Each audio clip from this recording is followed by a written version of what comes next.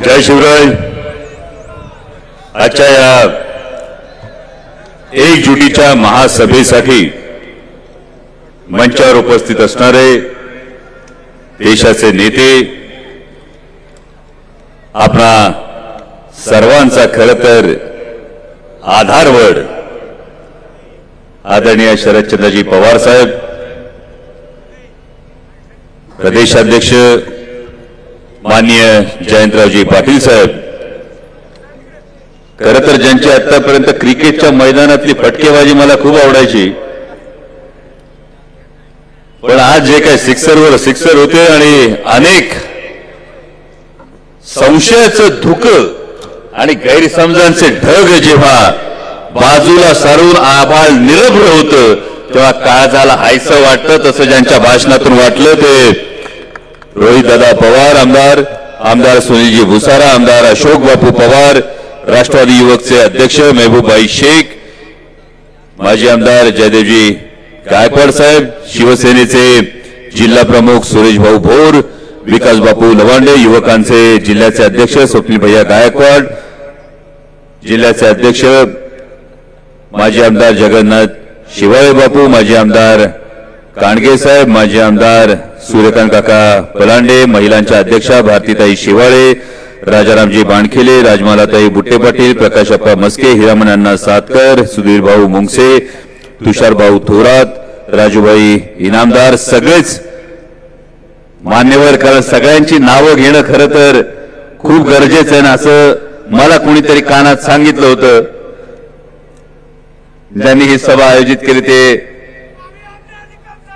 जे तुमच्या मनात आहे ते फक्त बोलून होत नाही, त्यासाठी करावं लागतंय आणि ते तुम्ही करणार याची मला खात्री आहे। ते देवदत्तजी निकम साहेब, तर कोणीतरी कानात सांगितलं होतं की निवडणुकीच्या आधी सगळी नावं घ्यायचीच असतात, असं मला कोणीतरी सांगितलं होतं, पण जेव्हा विश्वास हा प्रखर असतो, विश्वास हा तगडा असतो, त्या व्यासपीठावरील सर्व मान्यवर आणि सगळ्यात महत्वाचं म्हणजे शिरूर आंबेगावची ही स्वाभिमानी जनता सर्वप्रथम आपणा सर्वांना अभिवादन करतो आणि हे अभिवादन दोन कारणांसाठी करतो। कारण 2019 साली माझ्यासारख्या कोणतीही राजकीय पार्श्वभूमी नसलेल्या, माझा ना कुठला कारखाना, ना माझ्या दोस्ताची कुठली कंपनी, ना माझी परदेशात कंपनी, ना माझी शिक्षण संस्था, अशा कोणत्याही पार्श्वभूमी नसलेल्या सर्वसामान्य शेतकरी कुटुंबातल्या एका युवकाला आदरणीय पवार साहेबांनी लोकसभेची उमेदवारी दिली आणि त्यावेळी 2019च्या लोकसभा निवडणुकीत जयंत पाटील साहेब या आंबेगाव शिरूरच्या मायबाप जनतेनं भरभरून 25-26 हजाराचं लीड दिलं। तेव्हाची परिस्थिती महत्वाची होती की तेव्हा आदरणीय शरदचंद्रजी पवार साहेबांना आव्हान देण्यात आलं होतं। योगायोग असा आहे की पुन्हा लोकसभेची निवडणूक समोर येते आणि पुन्हा आदरणीय पवार साहेबांना आव्हान दिलं गेलंय आणि त्यामुळे आंबेगाव शिरूरची जनता काय करणार याची पुरेपूर खात्री आहे। आणि 2019ला निवडून आल्यानंतर आदरणीय पवार साहेबांच्या नेतृत्वाखाली काम करत असताना मगाशी रोहितदादांनी उल्लेख केला बैलगाडा शर्यतीचा। 7 वर्ष बैलगाडा शर्यत बंद होती आणि 7 वर्ष बैलगाडा शर्यत बंद असताना देवदत्त निकम साहेबांना माणसं माहिती आहेत, गाडीत बसून कोण काय बोलत होतं हे आपल्याला माहिती आहे। अनेकांनी सांगितलं होतं किती बी ताण तरी सुद्धा शर्यत सुरू होत नसती हे खासगीत सांगत होते आणि जेव्हा जेव्हा आदरणीय पवार साहेबांच्या मार्गदर्शनानं लोकसभेत बोलायला उभा राहत होतो तेव्हा सांगत होतो बैलगाडा शर्यत सुरू झाल्याशिवाय राहणार नाही आणि पहिल्या बारी मोर घोडी धरणार म्हणजे धरणार। आणि शिरूर लोकसभा मतदारसंघातल्या मायबाप जनतेनं बघितलं सातत्यानं बैलगाडा शर्यतीच्या बाबतीमध्ये ही भूमिका मांडत गेलो मान्य सर्वोच्च न्यायालयाच्या माध्यमातून।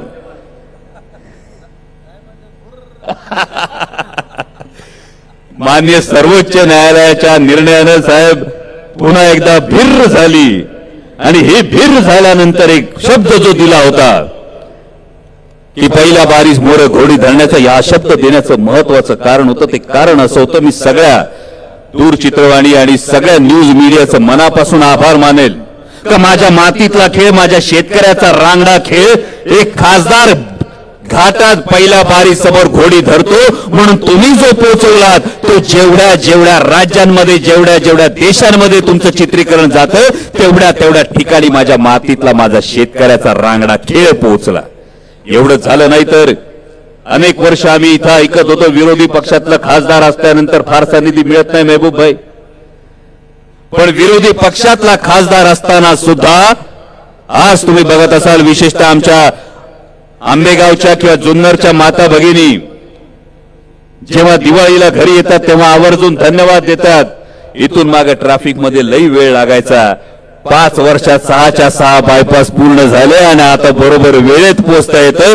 6च्या 6 बायपास, नारायणगावचा बायपास असेल, आळेफाट्याचा असेल, कळमचा असेल, मनसरचा असेल, राजगुरुनगरचा असेल, राजगुरुनगरच्या घाटातला असेल, सगळेच्या सगळे बायपास. आज कोणी किती जरी श्रेय घेतलं तर मी खुलं आव्हान देतो, समोरासमोर या चर्चा करा. त्याच्या टेंडरच्या तारखांपासून, वर्क ऑर्डर पासून ते वर्क कम्प्लिशन पर्यंतच्या सगळ्या तारखा समोर दाखवा. आणि एवढ्यावर आपण थांबलो नाही तर विरोधी पक्षातला खासदार असताना सुद्धा नॅशनल हायवेच्या माध्यमातून, आदरणीय गडकरी साहेबांच्या माध्यमातून तब्बल 19,500 कोटी रुपयाचा निधी हा शिरूर लोकसभा मतदारसंघासाठी फक्त नॅशनल हायवेच्या माध्यमातून आणलाय. म्हणजे नाशिक फाट्यापासून चांडोली पर्यंतचा एलिव्हेटेड कॉरिडॉर, तळेगाव चाकण शिक्रापूरचा एलिव्हेटेड कॉरिडॉर, तिकडे खराडी बायपास पासून तो शिरूर पर्यंतचा एलिव्हेटेड कॉरिडॉर. आणि हे फक्त घोषणा नाहीत, याची निविदा प्रक्रिया सुरू आहे आणि अवघ्या 1-2 दिवसात याची निविदा प्रक्रिया पूर्ण होऊन लवकरच याच्या कामाला सुरुवात होईल. आमचा भाग कायम ऐकत होता पुणे नाशिक रेल्वे विषयी होणार होणार होणार. रोहित दादा, सांगायला आश्चर्य वाटेल, फायलिंगच्या ढीग दाखवणाऱ्या लोकांना पुणे नाशिक रेल्वे कुठून आणि कशी जाणार हेच माहित नव्हतं. 2018 साली ज्या पुणे नाशिक रेल्वेचा डीपीआर तयार झाला, त्या डीपीआरचं सादरीकरण महाराष्ट्र सरकार समोर कधी झालंच नव्हतं. केंद्र सरकार समोरचं सोडून द्या, तारीख वारानुसार वेळ आली की बरोबर सांगतो. आज पुणे नाशिक सेमी हायस्पीड रेल्वेला महाराष्ट्र सरकारची मंजुरी असेल, रेल्वे बोर्डाची मंजुरी असेल, एक्सपान्शन कमिटीची मंजुरी असेल, प्लॅनिंग कमिशनची, नीती आयोगाची मंजुरी असेल, हे सगळे टप्पे पार होऊन आज केवळ कॅबिनेट अप्रुव्हलसाठी पुणे नाशिक रेल्वे येऊन थांबली. आणि हे होत असताना आमचे नरके नाना बसते त्याला साक्षीदार आहेत की केवळ पुणे नाशिक रेल्वे म्हणजे नाशिकहून पुण्याला लवकर जायचं नाही तर माझ्या सर्वसामान्य शेतकऱ्याला, माझ्या कष्टकऱ्याला काय फायदा होतो यासाठी आपण भांडलो. आणि हे भांडत असताना आज जुन्नरमध्ये 2 ऍग्रिकल्चर रॅक, मनसरमध्ये 1 ऍग्रिकल्चर रॅक, चाकणमध्ये इंडस्ट्रीयल रॅक आणि वाघोलीला लॉजिस्टिक रॅक ही हक्काने भांडून घेतली. एवढंच नाही तर ही रेल्वे ब्रॉडगेज वरच झाली पाहिजे, जेणेकरून माझ्या शेतकऱ्यांचा शेतमाल हा उत्तर भारतातल्या दक्षिण भारतातल्या रेल्वे नेटवर्कला पोहोचला पाहिजे. ही आग्रही भूमिका आपण मांडली. माझ्या आदिवासी बांधवांची मगाची प्रवीण बोलत होता, या माझ्या सगळ्या आदिवासी बांधवांना ठाऊक आहे की जेव्हा या मतदारसंघाचं कोण प्रतिनिधित्व करत होतं तेव्हा 15 वर्षात हिरड्याच्या प्रश्नाविषयी कोण कधी लोकसभेत बोललेलं आठवतंय का? लोकसभेत हिरड्याचा प्रश्न तर मांडलाच, पण एवढंच नाही तर माझ्या आदिवासी बांधवांच्या आयुष्यामध्ये एक क्रांती होण्याच्या दृष्टीनं राष्ट्रीय वनौषधी संशोधन प्रकल्प, ज्याचा डीपीआर आपण सावित्रीबाई फुले पुणे विद्यापीठाकडून मंजूर करून घेतलाय. आणि हा प्रकल्प आता अंतिम मंजुरीसाठी आयुष मंत्रालयाकडे हा प्रस्ताव पाठवलाय. मग इंद्रायणी मेडिसिटी सारखा प्रकल्प असेल, छत्रपती संभाजी महाराजांच्या समाधी स्थळाचा जो विकास आहे, म्हणजे 334 वर्ष झाली माझ्या धाकल्या धान्यांना जाऊन ती समाधी 334 वर्ष तर वडू तुळापूरच्या मातीत होती. या 334 वर्षात कोणालाही त्या समाधीकडे बघावंसं वाटलं नव्हतं. आज जेव्हा कोणी तोंड वर करून म्हणतं की आम्हाला अभिनेता नको नेता पाहिजे, त्यांनी याचं उत्तर द्यावं. अरे 334 वर्ष माझ्या राजाची समाधी दुर्लक्षित होती, 15 वर्ष तुम्ही लोकप्रतिनिधित्व करत होतात, का डोळे उघडले नाही तुमचे? आणि जर तुम्हाला वाटत असेल नेता नको अभिनेता, अभिनेता नको नेता पाहिजे. अरे अभिमान वाटतो स्वतः अभिनेता असल्याचा. उग या पक्षातून त्या पक्षात जात बसत आणि स्वार्थासाठी इकडून तिकडं म्हणजे चित्रपटामध्ये झाडाच्या माग गाणं म्हणत फिरण्याचा अभिनय केलेला नाही, जो तुम्हाला वैयक्तिक आयुष्यामध्ये तिकीट मिळवण्यासाठी या गटात जाऊ का त्या गटात जाऊ ह्याची वेळ माझ्यावर आली नाही. अभिनय केला तर तो माझ्या धाकल्या धन्यांचा केला, छत्रपती संभाजी महाराजांचा केला. 157 देशांमध्ये हा इतिहास पोहोचवला. आणि हे सगळं होत असताना खरं तर फार जास्त या विषयावर बोलणार नाही, कारण या विषयावर लहानपणी थोडंफार क्रिकेट खेळायचं. रोहित दादा बसलेत, तुम्ही तर महाराष्ट्र क्रिकेट असोसिएशनचे अध्यक्ष आहात, तुम्हीच मला सांगितलं. तुम्ही सांगा मला, डॉक्टर जो माणूस रनआउट झालाय त्याला कशाला बॉलिंग टाकताय?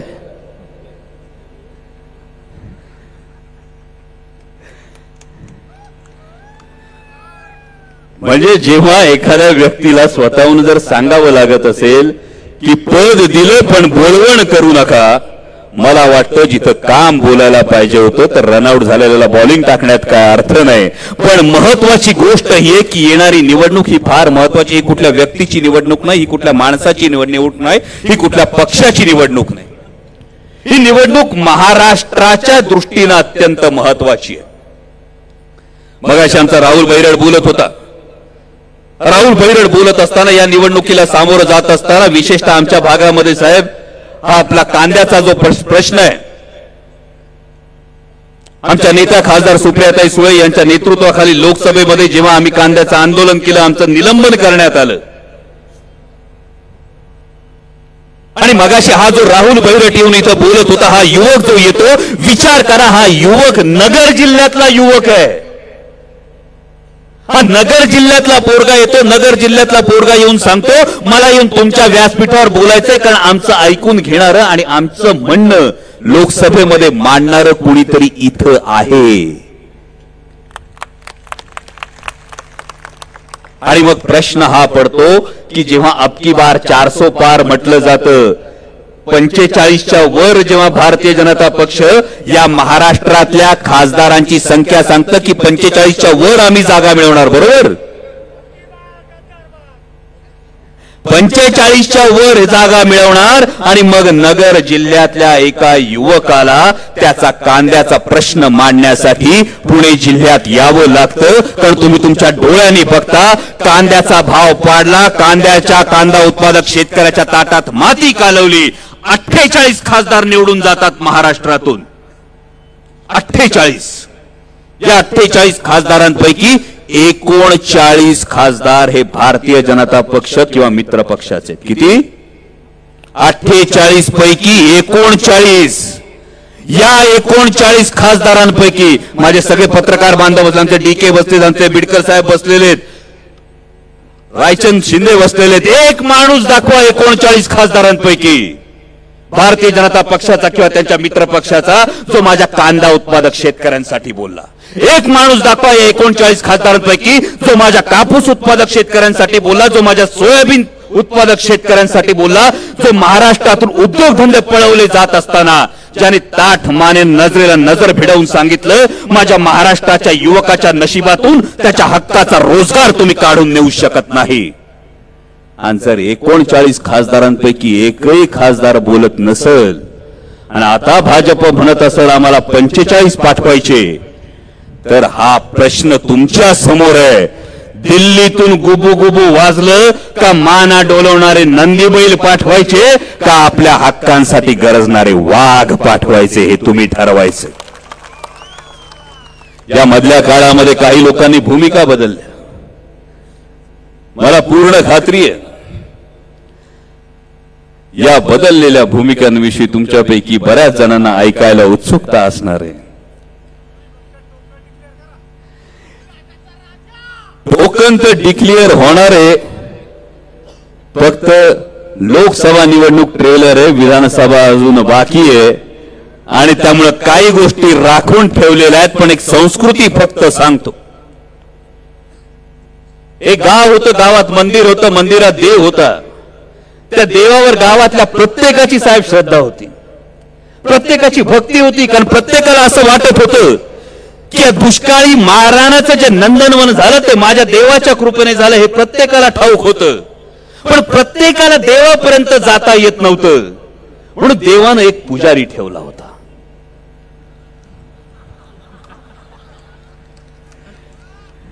देवाने एक पुजारी ठेवला होता. पुजारी येणाऱ्या प्रत्येक भक्ताला सांगायचा, मी मनोभावे देवाचं जे काही आहे ते सगळं करतोय. येणारा भक्त सुद्धा एवढा भाविक होता, तो प्रत्येक वेळी पुजाऱ्याच्या पायावर डोकं टेकवत होता. देव आणि भक्त याच्या मध्ये पुजारी होता. वर्ष मागून वर्ष लोटली, गावाचं हेच म्हणणं होतं की जे काही देवाचे निरोप आहेत तेच पुजारी पुढे पोहोचवतोय. हे सगळं घडत असताना एक दिवस पुजारीच म्हटला, मगाशी व्हिडिओ बघितला तुम्ही, योगायोग असू शकतो. एक दिवस पुजारीच म्हटला की देवामध्ये आजकाल बहुतेक तशी ताकद राहिली नाही, देवामध्ये अशी ताकद राहिली नाही. ज्या दिवशी पुजारी म्हटला त्या दिवशी सर्वसामान्य शेतकऱ्यांचा गाव असलेला त्या गावानं ठरवलं, देव आपण बदलू शकत नाही.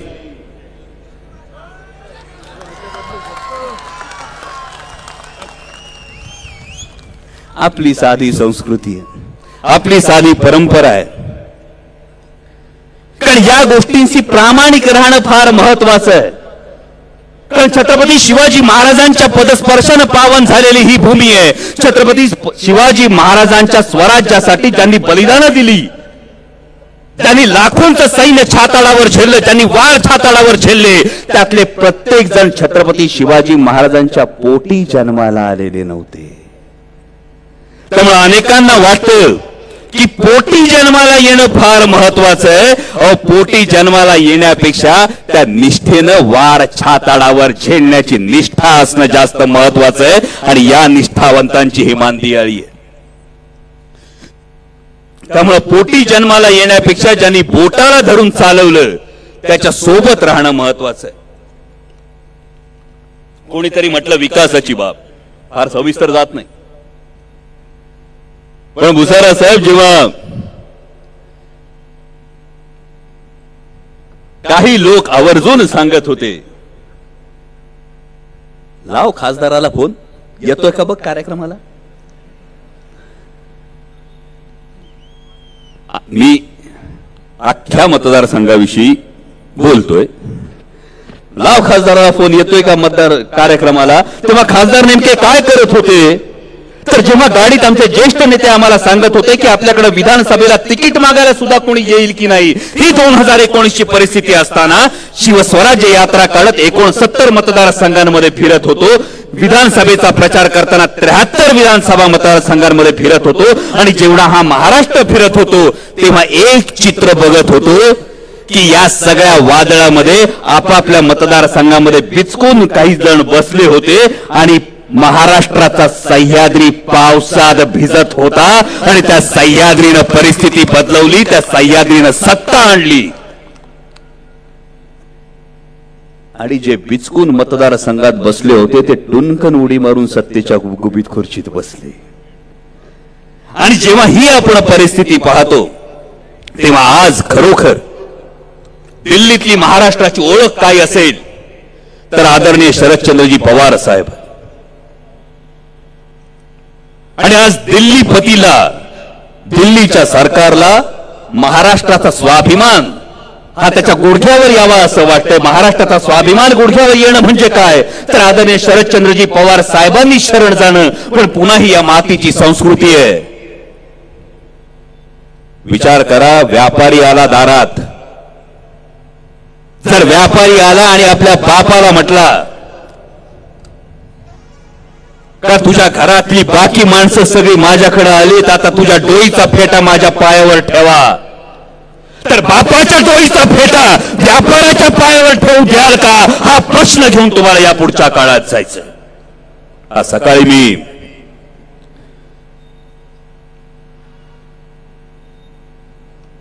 प्रवीण आणि आमच्या सगळ्या सहकाऱ्यांशी बोलत होतो. आणि आज सकाळी स्वर्गीय वल्लभशेठ बेनके यांच्या दशक्रिया विधीला होतो साहेब. आणि त्या दशक्रियेच्या कार्यक्रमामध्ये मी एक वाक्य ऐकलं. आमच्या पत्रकार बांधवांनी फार आवर्जून ते ऐकलं असेल. एक ज्येष्ठ नेते म्हणाले की इतिहास ऐकायला सांगायला फार बरा वाटतो, पण इतिहास हा घडवावा लागतो.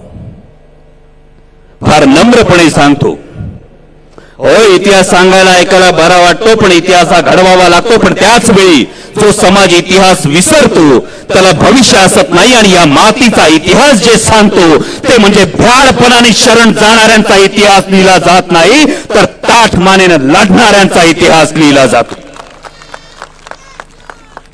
आणि छत्रपती शिवाजी महाराजांचं नुसतं नाव घेऊन चालणार नाही, तर छत्रपती शिवाजी महाराजांनी दिल्ली समोर गुडघे टेकले नाहीत.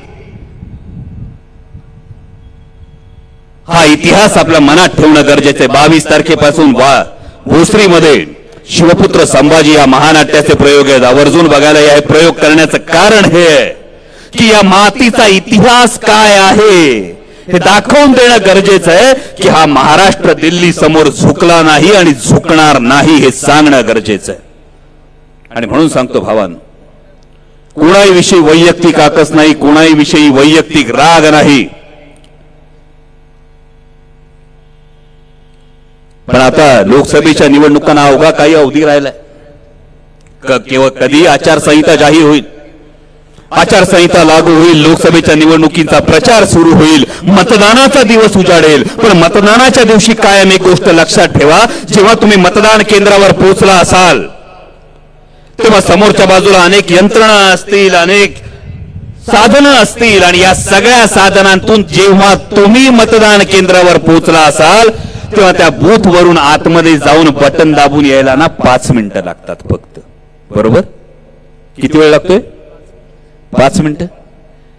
बटन दाबायला तर 5 सेकंद लागतात. किती वेळ लागतोय? 5 सेकंद. बूथ मध्ये जायला 5 मिनिटं, बटन दाबायला 5 सेकंद. तर 5 सेकंद आणि 5 मिनिटांमध्ये 5 वर्ष आपला देश कुणाच्या हाती आपण सोपवणार आहोत, ही गोष्ट लक्षात ठेवा. या 5 मिनिटांमध्ये कोणाला मतदान करा, निवडणुकीची सभा नाही, मी बोलणार नाही, पण या 5 वर्षांमध्ये त्या प्रत्येक गोष्टीचा हिशोब करण्याची तुम्हाला त्या 5 मिनिटात संधी आहे. म्हणजे मगाशी हा तरुण शेतकरी अरुण कोठुळे आला होता, तुमच्या समोर रडून गेला. जो रडला ना ते अश्रू फक्त त्याचे नव्हते, माझ्या प्रत्येक कांदा उत्पादक शेतकऱ्याची आसव होती, माझ्या प्रत्येक सोयाबीन उत्पादक शेतकऱ्याची आसव होती. जर शेतकऱ्याचं लेकरू असाल तर त्या 5 मिनिटात या आसवांचा जाब विचारायला विसरू नका. त्या 5 मिनिटात महाराष्ट्राच्या स्वाभिमानावर किती वार झाले त्याचा जाब घ्यायला विसरू नका. त्या 5 मिनिटांमध्ये अहो तुम्ही राम मंदिर बांधलं, अभिमान आहे, आनंद आहे, पण राम मंदिर बांधलं, पण आमच्या महाराष्ट्राच्या ज्या छत्रपती शिवाजी महाराजांमुळे मंदिरातले देव, अंगणातली तुळस, गोठ्यातली गाय आणि घरातली माय सुरक्षित राहिली, त्या छत्रपती शिवाजी महाराजांचं अरबी समुद्रातलं स्मारक कधी बांधणार या प्रश्नाचं उत्तर घ्यायला विसरू नका. आणि जर हे तुम्ही योग्य पद्धतीनं घेतलं तर एवढंच सांगतो, छाताडावर होणाऱ्या वारांचं दुःख कधीच नसतं. छाताडावर होणाऱ्या वारांचं दुःख कधीच नसतं, कारण समोर शत्रू असतो आणि तो वार करणार हे ठाऊक असतं. शल्य असतं ते पाठीवर होणाऱ्या वारांचं असतं, कारण पाठीवरचा वार हा शत्रूकडून नाही आपल्या माणसाकडून होतो. आम्ही 56 इंचाची छाती ऐकतो, पण 56 इंचाच्या छातीपेक्षा आता तुम्हाला 56 इंचाची पाठ बनून आदरणीय पवार साहेबांच्या पाठीशी उभं राहायचंय. कारण हा महाराष्ट्राचा स्वाभिमान दिल्लीला दाखवून देण्याची ती वेळ आली आणि ती तुम्ही दाखवून द्याल अशी अपेक्षा व्यक्त करतो. पुन्हा एकदा आपणा सर्वांचं मनापासून आभार व्यक्त करतो.